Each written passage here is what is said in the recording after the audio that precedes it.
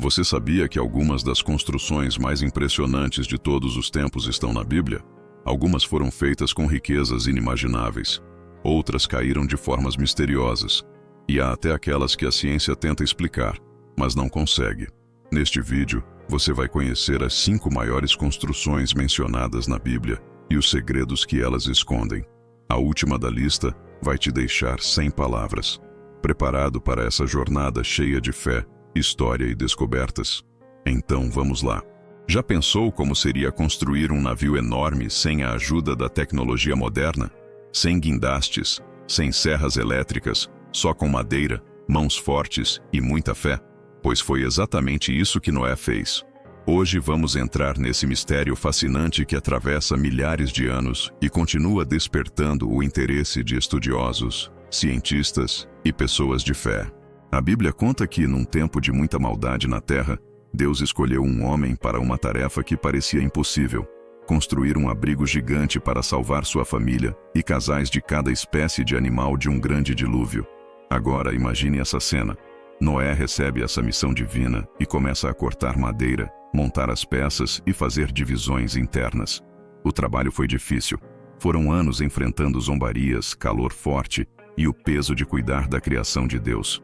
A arca não era um simples barco. Suas medidas eram enormes, mais ou menos 135 metros de comprimento, 22 metros de largura e 13 metros de altura. Para você ter uma ideia, é quase o tamanho de um navio de carga moderno. E tudo isso feito de madeira chamada gopher, coberta com betume para resistir à água. Agora pensa comigo, como Noé conseguiu fazer tudo isso sem ferramentas modernas? Como ele organizou os animais lá dentro? E será que aconteceu mesmo um dilúvio tão grande a ponto de cobrir montanhas? Essa história seria só uma lenda ou tem sinais de que algo parecido aconteceu de verdade? Geólogos e estudiosos encontraram pistas de uma grande enchente na região da Mesopotâmia. Pesquisas indicam que, há milhares de anos, um desastre pode ter coberto grandes áreas, dando origem à história de um dilúvio mundial. Mas o que mais chama a atenção são as possíveis descobertas da própria arca. Em 1959, um piloto da Turquia sobrevoou o Monte Ararat e viu uma formação que parecia o formato de um navio. Desde então, várias expedições tentaram provar se os restos da Arca de Noé estão ali. Algumas dessas missões acharam pedaços de madeira endurecida com o tempo e formações no solo que combinam com um barco gigante. Mas será que é mesmo a Arca de Noé? A ciência ainda discute, enquanto a fé segue firme. Agora imagine estar diante de uma cidade cercada por muralhas tão largas e altas que pareciam impossíveis de derrubar. E pense no inacreditável. Essas muralhas caíram, não por armas ou máquinas, mas com o som de trombetas e gritos de fé. Essa é a história de Jericó, uma das cidades mais antigas do mundo e cenário de um dos acontecimentos mais incríveis da Bíblia. Mas será que isso aconteceu mesmo? E o que os cientistas dizem sobre essa queda tão impressionante?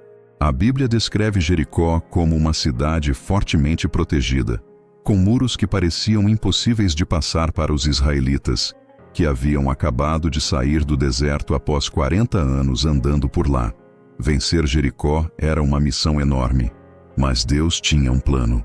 Ele mandou que o povo de Israel andasse ao redor da cidade por 6 dias, uma vez por dia, em silêncio. No 7º dia, eles tinham que dar 7 voltas, tocar as trombetas e gritar. E então, algo inacreditável aconteceu. Os muros caíram totalmente. Agora pare um pouco e reflita. Isso é mesmo possível? Como uma simples caminhada e o som de trombetas poderiam fazer cair muros tão fortes? Durante o século XX, muitos arqueólogos estudaram Jericó e encontraram restos impressionantes. Uma das descobertas mais marcantes foi feita por uma arqueóloga britânica chamada Kathleen, que escavou a região nos anos 1950. Ela encontrou partes de muralhas bem grandes e, o mais espantoso, sinais de um desmoronamento repentino. As paredes pareciam ter caído de dentro para fora, em vez de serem destruídas por algum ataque. Isso bate com o que a Bíblia conta, onde os muros não caíram por causa de arietes ou armas pesadas, mas sim pelo poder de Deus. Alguns estudiosos tentaram dar uma explicação natural para o ocorrido.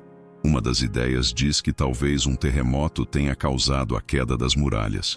Realmente, Jericó fica em cima de uma falha geológica, e tremores eram comuns naquela área. Os cientistas acreditam que um terremoto no momento certo poderia ter derrubado os muros. Mas aqui está o ponto mais curioso. Como Josué e o povo de Israel saberiam o instante exato em que o terremoto iria acontecer? E mais, como esse tremor teria vindo justamente na hora em que soaram as trombetas e eles gritaram. Agora se prepare, pois a próxima construção que vamos ver é ainda mais misteriosa e incrível. Pense em um prédio tão bonito que suas paredes eram cobertas de ouro puro, onde a luz do sol refletia com brilho celestial. Um lugar especial, feito para receber a presença de Deus. Esse era o Templo de Salomão, a construção mais impressionante já feita por Israel. Mas como foi erguida essa obra tão grande? O que a arqueologia diz sobre ela? E qual é seu valor espiritual? Salomão, o rei mais sábio de Israel, recebeu uma missão de seu pai Davi: construir um lugar para Deus. O local escolhido foi o Monte Moriá, o mesmo onde Abraão quase ofereceu Isaque em sacrifício. A construção foi enorme. As pedras eram cortadas com muito cuidado e levadas até o templo sem barulho de ferramentas, conforme Deus havia pedido.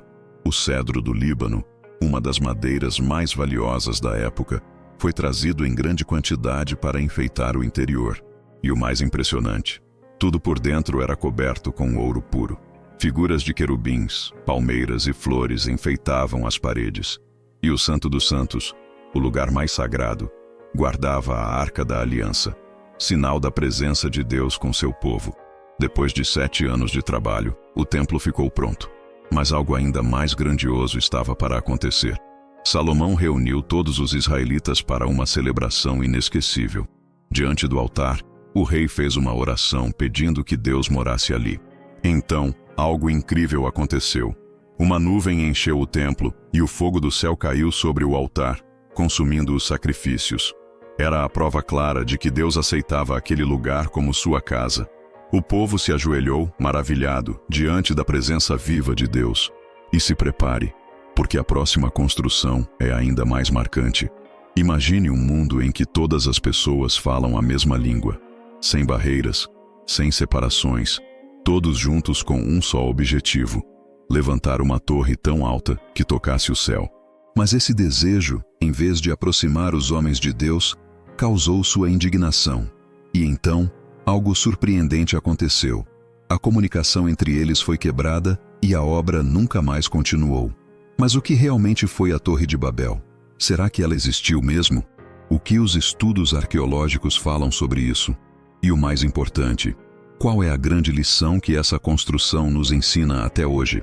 A Bíblia nos mostra que depois do dilúvio, os filhos e netos de Noé começaram a se espalhar e a ocupar a terra. Em certo momento, decidiram morar na planície de Sinar, onde hoje fica a região da Mesopotâmia. Com uma técnica nova para aquele tempo, tijolos queimados no fogo e piche usado como cola, eles começaram a erguer uma torre que tocasse o céu. Não era só uma construção comum, mas um símbolo de orgulho e de querer se virar sozinhos. Vamos fazer um nome para nós, para que não sejamos espalhados pela terra, diziam eles. Gênesis 11:4. Eles queriam enfrentar Deus, mas Deus interveio. Ao ver a vaidade dos homens, ele tomou uma atitude forte: misturar os idiomas das pessoas para que ninguém se entendesse mais. Imagine a cena. Um pedreiro pede um tijolo, mas o colega acha que ele pediu água. O chefe tenta dar ordens, mas ninguém entende nada. De repente, tudo vira confusão na obra, e assim a construção parou. As pessoas se espalharam pelo mundo, criando nações e culturas diferentes. Esse momento marcou o nascimento das várias línguas que falamos hoje. Mas será que isso foi só uma história inventada, ou há provas dessa torre? Muitos estudiosos acham que a Torre de Babel pode ter sido baseada em uma zigurate, um tipo de templo em forma de pirâmide com degraus que existia na Mesopotâmia. A mais conhecida delas é a Etemenanque, um enorme templo da antiga Babilônia, dedicado ao deus Marduk.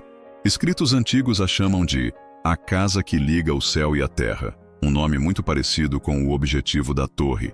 Os registros dizem que a Etemenanque foi destruída e reconstruída várias vezes, até ser deixada de lado.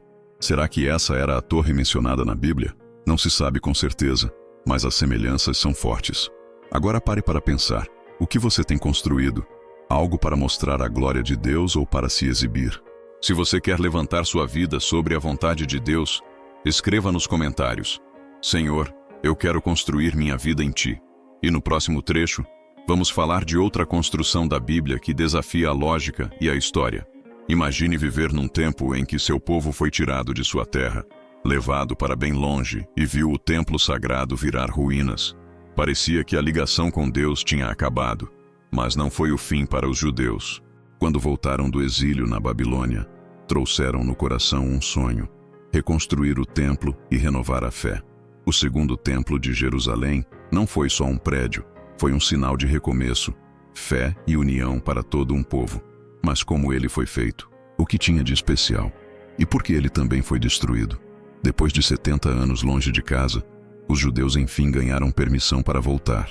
O rei persa Ciro, o Grande, mandou que o templo fosse reconstruído e ainda ajudou com materiais.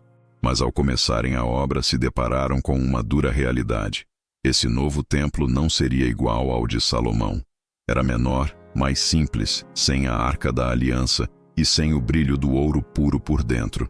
Os mais velhos, que lembravam do primeiro templo, choraram. Aquilo parecia pequeno demais perto da grandeza de antes. Mas Deus mandou um recado por meio do profeta Ageu: a glória desta última casa será maior do que a da primeira. Ageu 2:9. O que isso queria dizer? Como um templo aparentemente mais pobre poderia ser mais grandioso do que o de Salomão? Muitos anos depois, o rei Herodes, o Grande, decidiu ampliar e embelezar o segundo templo. Ele o transformou em uma das construções mais incríveis do mundo antigo. Dobrou o tamanho do pátio, criou enormes colunas e passagens e revestiu partes do templo com ouro e mármore branco. O resultado foi um lugar que brilhava ao sol de Jerusalém, deixando todos encantados com sua beleza. Esse templo virou o centro da fé judaica.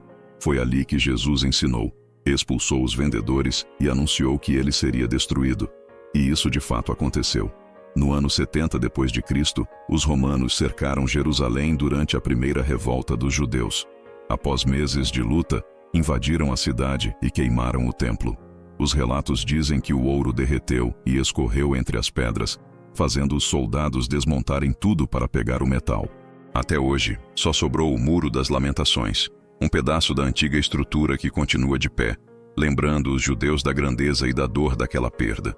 O templo era o lugar onde o povo sentia a presença de Deus, onde se ofereciam sacrifícios e se buscava orientação.